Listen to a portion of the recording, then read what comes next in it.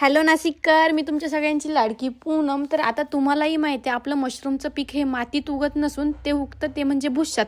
म्हणूनच आज आपली येणार होती भुस्साची पिकअप भरून आणि ती खाली करण्यासाठी आमच्या सगळ्यांच्या मनाची तयारी अगदी झालेलीच होती, जे की आमच्या आईची पण तयारी चालू आहे.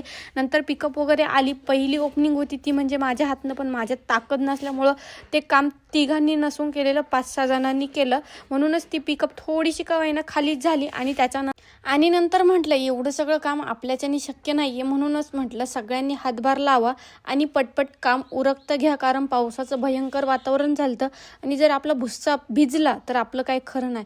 म्हणूनच नंतर आम्ही भुस्सा वगैरे आतमध्ये आणायचं पण काम चालू केलं, पण इतकं भयंकर होतं की अख्ख्या भुस्सात मी घुसले होते आणि मला इतका भयंकर त्रास झाला त्या भुस्सानी. पण आता काय करणार आहे. आणि माझं कसं आहे माहिती का, माझं काम आहे ना ते मलाच करायला आवडतं, कुणाकडून करून घ्यायला जास्त आवडत नाही.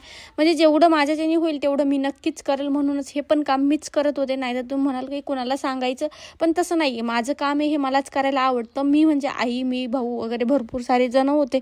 तुम्हाला व्हिडिओमध्ये सगळे दिसत नसेल, पण भरपूर सगळे होते. आणि ही खुर्ची हिच्यावरच उभं राहून मी बरंचसंच काम केलं आणि ते एकदा फायनली बाहेर काढली. नंतर परत म्हटलं आता ती नाही ठेवली तर परत माझं काम होणार नाही. परत घेतली आणि वरती ठेवून दिली, जेणेकरून माझं काम पटपट होईल. आणि एवढा सगळा भुस्सा एवढ्यात माझा प्लांट नाही चालणार, तर मला अजून सारा भुस्सा लागणार आहे. आणि जर तुम्हालाही कुणाला भुस्सा वगैरे लागत असेल तर लवकरात लवकर मला कमेंट बॉक्समध्ये सांगा, जेणेकरून मला तुमचीही सोय करता येईल आणि माझी देखील सोय करता येईल. आपण सोबत मिळून काम करूया, म्हणजे लवकरात लवकर आपण जास्तीत जास्त पुढे जाऊया. सो आजच्यासाठी एवढंच. Bye bye.